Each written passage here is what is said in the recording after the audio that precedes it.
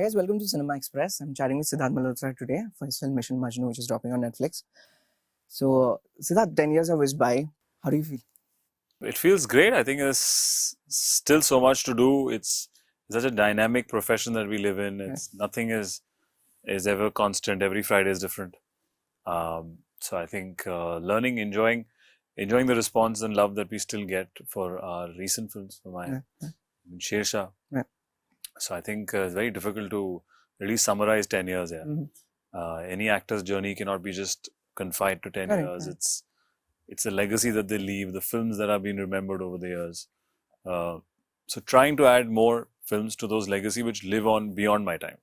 Right. At a craft level, realistically, what does tenure mean? Like for an actor, let's say, have retakes gone down, or let's say, have your preparation time increased? Like at a day-to-day, what does it mean 10 years of experience for you now? I think these things are anyways irrelevant. Right. Any actor, be it at any stage, everybody has a different process. Some like to do many takes. I like to, yes, possibly try different variations, different takes. Any actor could do 50 takes and it's only the one that the audience gets to see. As long as that one fits the role, fits the story, that matters. So it's very difficult to gauge if craft changes over the years. Prep time also differs from film to film. I like to prep. I like to sit and chat with directors, sit and chat with certain professionals from that phase or era. Like even for Mission Majnu, I was prepping, even though there's only one scene that I have to be a tailor. But, I had this guy come to my house and put that, machine in the retro style, jo niche paon se chalti hai wo. And there's a rhythm to it, and how you need to put the thread in it. It comes all the way top, and it's a whole system and an intricate body language to gauge. Because I feel you need to be authentic. I think today's day and age, people have a very keen eye while watching a film. So definitely an actor's prep time increases. But yeah, I think over the years, it's just been possibly you're more focused as to what you need to concentrate on. As purely as an actor, as a character. On this note, I wonder, like, let's say when you're playing Vikram Batra, whose life has been documented in the media, his story people largely know if they've seen his pictures, he was a PVC. As opposed to playing a spy in Mission Majnu, who live their lives covering their tracks. Like, what level of, let's say, access or, a kind of reference point would you have? Ravindra Kaushik's story is, people are speaking about that maybe it's based on him, who was a spy in Pakistan. But I wonder, like, at a level of preparation or to even play these characters, how much of this material and how much of it is just imagination and you figure it out according to the script? Well, it's inspired by a true event that happened, which is in public domain now, but not officially. See, none of these missions can be officially ever stated or details can ever be out. That's the nature of such missions. But whatever bits and pieces that we have, that's why we are calling it inspired by true events, because now, possibly 50 years later, you can talk about it in a bit and without giving details. So it's not based on any one particular, spy. It's in our way an oath to all the people who, are unnamed, don't wear a uniform, and still going outside India to protect our country from, dangers which could possibly happen. They try and give you information which will nip it in the bud. So I think, and we will never hear their details and stories. And, there have been countless number of occasions. So this is more inspired by true events, but also to show you at one point as an audience, to show you that what are the lens that they go through, how is a spy mission being set up in a different country. So it's kind of another oath to an unnamed hero, I would say. You also don't become a full mainstream actor without the train heist. Like get to do a train action scene. How's that? It was great. It's my first action on top of a train. Well, I don't know if I call myself a legit actor now since I've done it. But it's a film which is more thriller and drama based, and there are action set pieces, and this is like the most interesting action piece, in the film. And we're very happy about it and excited to show it to people, because there are very few times that this character really goes out there and shows his identity. And this is one such sequence that he does. But rest of the time, I'm just literally play acting either a tailor or a plumber or other things. So in one film there's a nice two extremes. Right. Right. So that I find this amusing about your trajectory. It started as a mainstream theatrical actor. Then there was a low phase in the middle.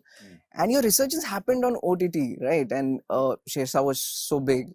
And now you have Mission Majnu. And then later Indian Police Force is also coming. Was it also a surprise to you to rediscover a huge fan base now and, to get this wonderful bump up through OTT? I don't think there's any difference in whether it's theatrical or OTT. I mean, that time theaters were shut. Yeah. A film is a film. I think an audience, these are all theatrical films. These are all that same tonality films. So yeah, I think it's just about an audience reacting to one material. If this was a show, then it would have been made into a different category. But I don't categorize it in any different way than what it would be. A film is a film. Everybody watches in the same format, in the same flow. They like to be entertained in the same way. If it's entertaining, it's just entertaining. There's no thing of categorizing it. And which is what Shershah was. It was entertaining. It connected with people. And it's gotten that love. So I think in any format or any way, any good film just gets the right audience. Right. I want to put this correctly. Let's say when you're making a story about a spy, let's say who's living an identity in Pakistan, which is an enemy state at that time, at a time of war, and they're developing the nuclear weapons. But it's not necessarily an enemy culture or an enemy religion. Right. And when you're telling a story, there has to be a line of sensitivity. Let's say a film like Razi, which was, I thought, nicely portrayed, let's say army family in Pakistan and their lives. And I'm guessing, I've not seen the film Mission Majnu, but do you think it's something makers have been sensitive towards when you're portraying a character in a completely different culture in a completely different country? Yeah, for sure. None of the intent is not that. That's not the prime focus of the film. The focus of the film is about a particular mission, getting a particular location of this one illegal activity that the other country is doing. And yeah, I think it doesn't diverge and takes the focus away from that. So it's inherently in the writing, which is irrelevant as to what the religious sentiments or scenario is. It's more political in that sense. Yeah, but once people, as I said, you've not seen the film, people haven't seen the film, so they'll decide very soon on the 20th of Jan. Kapoor and Sons gets a lot of love even today, but one of the most interesting, I think, performances was also Hasi To Fasi. And to me, it's one of them very smartly written, like one of the smartest rom-coms that we have done in this country. And how do you look back at that film? And do you think we don't reach that level of wit always with rom-com scripts? I wonder if there were more scripts like that, that genre would be very much more thriving in India. No, but I think that, firstly, as Hasi To Fasi is my second film, and Vinil and me and Pariniti had such unique scenes to do in that. And it was a very more real tonality to a rom-com, more quirky, more unique situations. And it still gets a lot of love. I mean, that's something, whether it's a song, whether it's the scenes, it just had that innocent kind of world to it in Bombay. And two people who are very odd would come together. But sadly, I think it, as a genre, romantic comedy, which we call as rom-com, has sobered down over the years, because it's kind of predictable at times, because either they'll come together or they won't. So there are only two different scenarios that you can do in it, and mostly people like people to come together. So it's become more challenging to now find ways as to why two characters will be apart. So I think even the world over, this genre has sobered down over the years, not because of the audience, but because I think the writers can't come up with new ways to keep them apart. And today there's no other reason that keeps two people apart unless whether they would want to or they would not want to be together. So that's why hence you'll see more experience-based films and more real story-based films like Mission Majnu, more action-oriented films. So I think that is the norm, and it's a trend that has changed.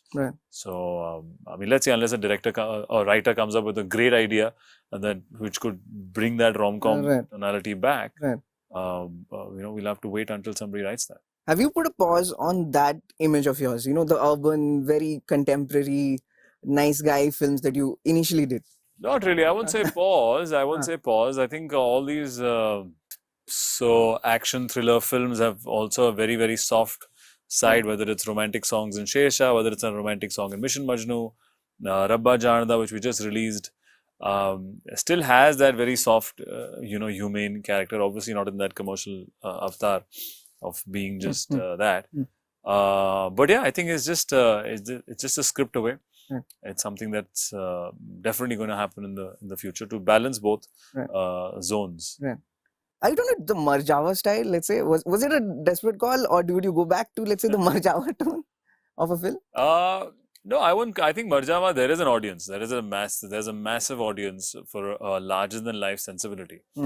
Marjaavan plays completely on heroism, which I do believe in. Okay. But it's a different tonality of heroism. It's something which is like almost like Hindi film heroes do everything. You know, they would fight and go against odds, and even though in that my character in the end loses his life, but I think it's our roots. It's the Hindi films that we grew up with. It's the hero doing anything and everything to protect the love or to make things right. So I think that genre is always here to stay. It's just you have to get the right story and to do it correctly. Right. If I had one bone to pick with your filmography, it's I often wonder, like, would you do like a very left of field project? Let's say like a Varun had done an October, or a Ranveer Singh has a Lutera, which is a very different tonality from how people would generally perceive them. Have something like that come your way, and have you looked out for a project like that? I think have not looked out for a project to position somebody's my career in that sense. Like I felt Hasi To Fasi was an interesting story. Kapoor and Sons was my version of playing like a very very rundown version of how he would be in real life. It was very less heroism in that sense.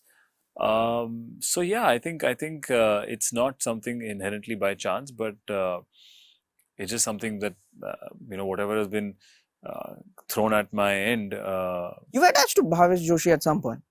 That had happened. Very early. Very early. Very early, years ago. Correct. Right. Correct. That would have been cool. Well, yeah, I think that space in India to play a vigilante is so open, and nobody has really cracked it, and we really have to create superhero. I think superhero genre is something that we haven't done as yet, and I think we're in the right space to do it. We just have to get a really good solid story and backstory behind it. So let's see. What stage is Indian Police Force at, and what can you tell us about it? We are almost done. The last leg of the shoot will happen next year, early next year, and then hopefully by end of next year, it's something that we'll be ready to release it.